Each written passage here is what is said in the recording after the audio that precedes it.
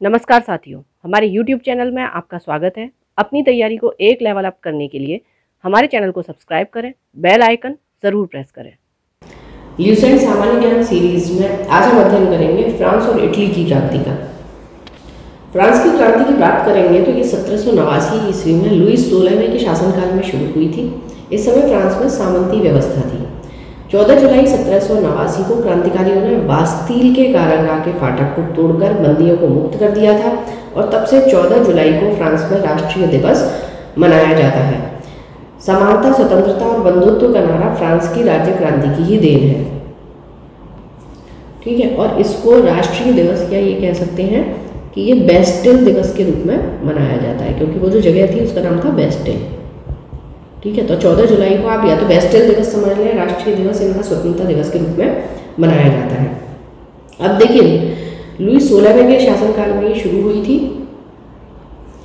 मैं ही राज्य हूँ, मेरे शब्द कानून है, यह कथन लुईस 14वां का है, ये आपको ध्यान रखना है। ठीक है, क्रांति फिर 16वें के शासनकाल में शुरू हुई है। राजा की निरंकुशता, स्वेच्छाचारिता पर अंकुश लगाने के लिए फ्रांस की पार्लमा नामक संस्था थी। इसकी संख्या थी 17, जिसका गठन न्यायालय के रूप में किया गया था। न्यायाधीशों का पद कुलीन वर्ग के लिए सुरक्षित होता था और ये पद वंश क्रमानुगत होते थे। ठीक है, तो फ्रांस में जो पद होते थे वो क्रमानुगत होते थे न्यायाधीशों के। वर्साई के शीश महल का निर्माण लुई 14वें ने करवाया था। ये आपसे कई बार क्वेश्चन पूछा गया है। वर्साई को फ्रांस की राजधानी, ये भी लुई 14वें ने बनवाया। ठीक है, तो मैं ही राजू, मेरे शब्द कानून है, लुई 14वें का कथन। वर्साई का शीश महल लुई 14वां। वर्साई को फ्रांस की राजधानी किसने बनाया? लुई 14 ने। ठीक है, अब क्या होता है, लुई 16वां 1774 ईस्वी में फ्रांस की गद्दी पर बैठा। इसकी पत्नी थी मेरी एंटवानेट, ये ऑस्ट्रिया की राजकुमारी थी। राष्ट्र की समाधि वर्साई का भड़कीला जो था वो राजदरबार था। लुई 16वां को देशद्रोह के अपराध में फांसी दे दी गई थी, क्योंकि इस टाइम तक जनता काफी भड़क चुकी थी। अब क्या होता है, टेले जो था एक प्रकार का भूमि कर था, ये ध्यान रखें, और टीथे जो था वो एक प्रकार का धार्मिक कर था, और इसे किसे देना पड़ता था? चर्च को देना पड़ता था। ठीक, फ्रांसीसी क्रांति में वोल्टेयर, मॉन्टेस्क्यू और रूसो ने सर्वाधिक योगदान दिया था। चलिए, तो अभी हमने देखा कि वोल्टेयर, मॉन्टेस्क्यू और रूसो इन्होंने मुख्य योगदान दिया था। तो वोल्टेयर की बात करेंगे तो वोल्टेयर क्या था कि चर्च का विरोधी था। रूसो फ्रांस में प्रजातंत्रात्मक शासन पद्धति का समर्थक था। ठीक है, प्रजातंत्रात्मक शासन कौन सा होता है, यह हमने अमेरिकी क्रांति में भी पढ़ा था कि जनता का शासन जनता के द्वारा जनता के लिए। 100 चूहों की अपेक्षा एक सिंह का शासन उत्तम है, यह उक्ति किसकी थी? वोल्टेयर की थी। सोशल कॉन्ट्रैक्ट रूसो की और लेटर्स ऑन इंग्लिश ये वोल्टेयर की रचना है, कई बार आपसे ये पूछी गई है। तो इसमें क्या होता है, कानून की आत्मा जो थी यानी कि द स्पिरिट ऑफ लॉज, इसकी रचना मॉन्टेस्क्यू ने की थी। इसमें सरकार के 3 अंग, कार्यपालिका, विधायिका और न्यायपालिका, इनको अलग अलग रखने के विषय में बताकर शक्ति के पृथक्करण का सिद्धांत दिया गया था। ठीक, तो जब भी आप देखेंगे कि यहाँ पर राजा का शासन था, अब क्या है, जनता जब उस शासन से बहुत परेशान हो चुकी है तो जनता क्या करेगी? विरोध करेगी, और जब वो विरोध करेगी तो वो चाहेगी अब प्रजातंत्र हो। अब प्रजातंत्र हो, उसमें भी वो ये नहीं चाहेंगे कि जो शक्ति है वो एक ही तरफ चली जाए। ठीक, तो यहाँ पर शक्ति के पृथक्करण का फिर सिद्धांत आता है, जिसमें कार्यपालिका अलग हो, विधायिका अलग हो और न्यायपालिका अलग हो, जो आजकल ज्यादातर देशों में होता है। ठीक है, तो अब क्या होता है आगे कि फ्रांस की क्रांति का सबसे महत्वपूर्ण जो नारा था वो था समानता का। ठीक है, इक्वलिटी, जिसे मध्यम वर्ग ने आगाज किया था यानी शुरू किया था। स्वतंत्रता एवं बंधुत्व भी इस क्रांति का नारा था। 18वीं शताब्दी में फ्रांसीसी समाज 3 एस्टेट्स, यानी कि स्टेट्स का मतलब होता है श्रेणियां, ठीक, इसमें बटा हुआ था। प्रथम जो था वो पादरी, क्लर्जी जो बोलते थे इसे। द्वितीय जो हो गया वो अभिजात वर्ग हो गया, यानी कि जिसे कुलीन वर्ग या नोबिलिटी कहा जाता था। और जो तृतीय वर्ग हो गया, इसमें देश की 90% जनता आती थी। ठीक है, अब क्या हो गया, जो 90% जनता है उसे कर देने पड़ेंगे। अब इस वर्ग में आपके व्यापारी आ गए, डॉक्टर, वकील, जज, अध्यापक, शिक्षक, लेखक, शिल्पी, किसान, मजदूर, सब लोग शामिल हो गए। तो अब आप ये देखें, जो आपके 2 श्रेणियां हैं, 2 एस्टेट्स जो हैं, ठीक है, वो कितने हैं? केवल 10%। ठीक, अब जो 10% लोग हैं उनको सारी सुख सुविधाएं मिल रही हैं, उन्हें कर भी नहीं देना पड़ रहा है, लेकिन 90% जो जनता है उसका शोषण हो रहा है। तो जाहिर सी बात है कि जो 90% जनता जो है वो विरोध करेगी, और वो जिस लेवल पर विरोध करेगी तो वो क्रांति का रूप लेता है और तभी चेंजेस आते हैं। ठीक है, नेक्स्ट है आपका फ्रांस की राज्य क्रांति के समय में फ्रांस की मुद्रा जो थी वो लिने थी। ये आपको याद रखना ही, कई बार पूछा जाता है कि फ्रांसीसी क्रांति के समय उसकी मुद्रा क्या थी। और अगर अभी की बात करेंगे तो फ्रांस की मुद्रा क्या है? French Frank. ठीक है। स्टेटस जनरल के अधिवेशन की शुरुआत होती है 5 मई 1789 ईस्वी में। माप तौल की दशमलव प्रणाली फ्रांस की ही देन है। सांस्कृतिक राष्ट्रीयता का जनक हर्डर को कहा जाता है। ठीक है, जो कल्चरल जो नेशनैलिटी है उसका जनक हर्डर को कहते हैं। अब नेपोलियन की बात करेंगे यहाँ पे, जो फ्रांस की क्रांति से संबंधित, फ्रांस से संबंधित है, बहुत इंपॉर्टेंट है फ्रांस के लिहाज से अगर हम देखेंगे तो। अच्छा, फ्रांसीसी क्रांति 1789 में शुरू होती है, बेसिकली जो अधिवेशन होते हैं, और एक भारतीय राजा थे जो फ्रांस की क्रांति से बहुत प्रभावित थे, और वो कौन थे? टीपू सुल्तान। ठीक है, इन्होंने खुद को नागरिक टीपू नाम दिया था और जैकोबिन क्लब की स्थापना की थी। तो ये बहुत इन्फ्लुएंस थे, प्रभावित थे फ्रांस की क्रांति से। ठीक है, ये आपको ध्यान रखना है। अब नेपोलियन की बात करेंगे। इनका जन्म होता है 15 अगस्त 1769। कहाँ पर होता है? कोर्सिका द्वीप पर, और राजधानी अजामियो थी उस टाइम। ठीक है, 15 अगस्त को हमारा स्वतंत्रता दिवस मनाया जाता है। नेपोलियन के पिता का नाम था कार्लो बोनापार्ट। नेपोलियन ने ब्रिटेन के सैनिक अकादमी में शिक्षा प्राप्त की थी। 1796 में नेपोलियन ने इटली में ऑस्ट्रिया के प्रमुख को समाप्त कर दिया था। अब क्या होता है? फ्रांस में डायरेक्टरी के शासन का अंत हो जाता है। कब? 1799 में डायरेक्टरी का शासन समाप्त। तो नेपोलियन क्या करता है? पहला काउंसिल बन जाता है 1799 में। 1802 ईस्वी में जीवन भर के लिए ये काउंसिल बन जाता है। ठीक है, क्योंकि ये उतना पावरफुल व्यक्तित्व बन के निकलता है कि फिर इसके अपोज में लोग खड़े नहीं हो पाते। 1804 में नेपोलियन जो होता है वो फ्रांस का सम्राट बन जाता है। आधुनिक फ्रांस का निर्माता नेपोलियन को ही माना जाता है। नेपोलियन ने ही सर्वप्रथम इंग्लैंड को बनियों का देश कहा था। मल्टीपल टाइम में क्वेश्चन पूछा गया है।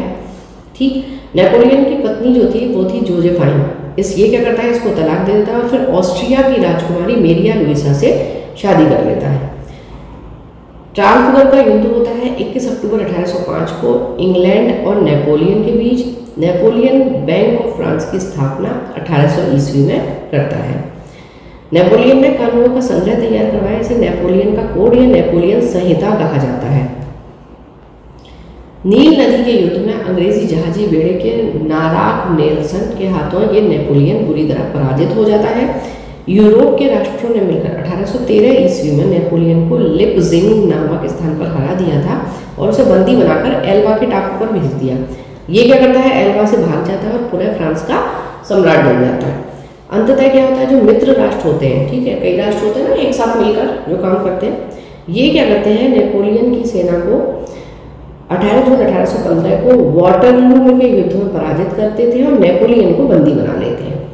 फिर ये क्या करते हैं? उसे सेंट हेलेना द्वीप पर भेज देते हैं।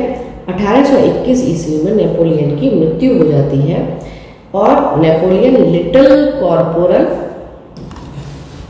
या इसे ले पेटेड, ठीक है, ले पेटेड, इसी को फिर लिटिल कर दिया गया था, ले कॉर्पोरल के नाम से जाना जाता था। ठीक है। अच्छा, एक चीज और, कई लोगों को ये लगता है कि ये बौना था या छोटा था, तो लिटिल का मतलब इसके कद से नहीं था। ठीक है, इसका कद एवरेज था, एक औसत था, लेकिन क्योंकि इसकी उम्र कम थी तो इसके जो सैनिक थे वो उसको लिटिल कॉर्पोरल के नाम से जानते थे, मतलब पुकारते थे। अब अगर नेपोलियन के पतन की बात करेंगे तो इसका कारण था, इसने जो रूस पर आक्रमण किया था उसके कारण इसका पतन होता है। इंग्लैंड के वाणिज्य एवं व्यापार का बहिष्कार करने के लिए नेपोलियन ने क्या किया था? महाद्वीपीय व्यवस्था का सूत्रपात किया कि जिससे एक की प्रभु सत्ता ना रहे, पूरा जो महाद्वीप है उसकी व्यवस्था बनी रहे।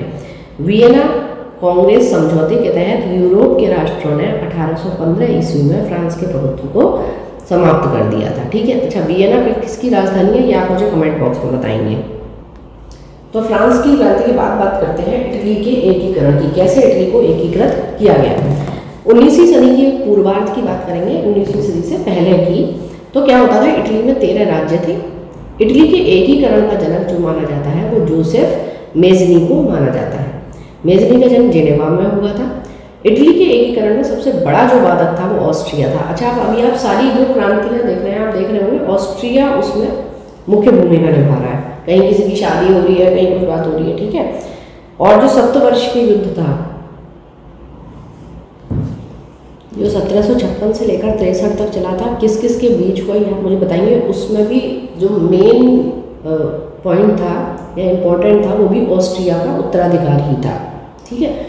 उसको लेकर फिर ये आगे बढ़ती जाती हैं चीज़ें, लेकिन मुख्य जो इनका बिंदु था वो वही था, ठीक। किस किस के बीच हुआ था ये हम पढ़ चुके हैं, इसलिए आप मुझे ये कमेंट बॉक्स में बताएंगे।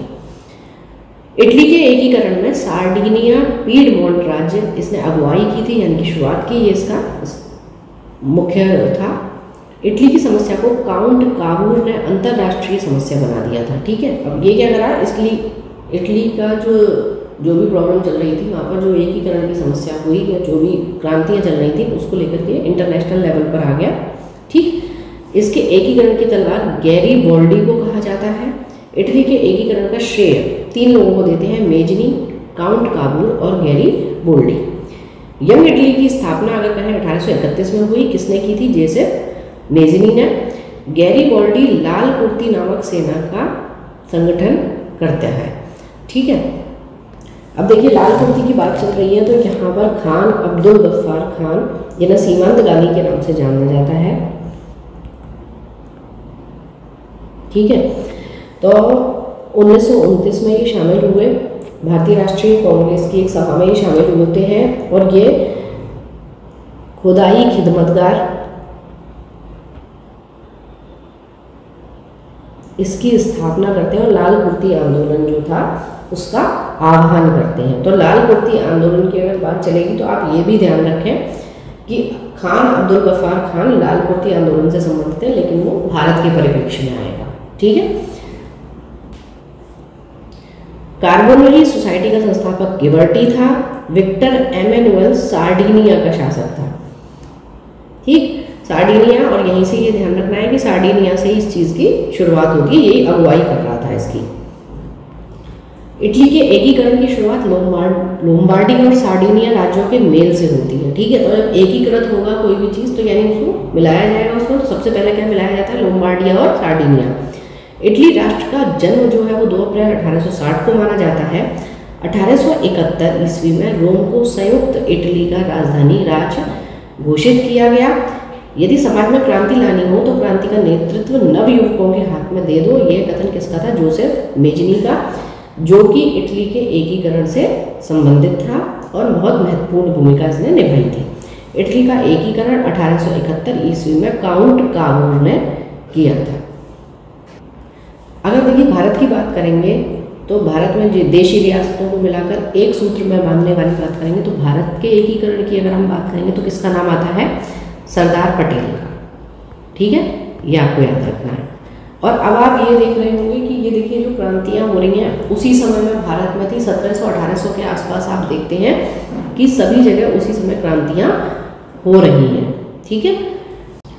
Thank you for watching, keep learning, stay with me.